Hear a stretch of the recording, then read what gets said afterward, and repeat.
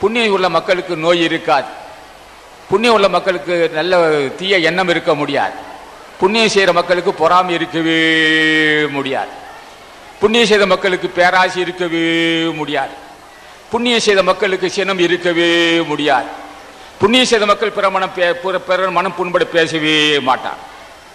அப்ப பொறாமை உள்ளவன் பாவி, பேராசை உள்ளவன் பெரும்பாவி, கடும் கோபம் உள்ளவன் பெரும்பாவி, பிறர் மனம் புண்பட பேசுகிறவன் பெரும்பாவி. இதெல்லாம் என்னையா வாயினா?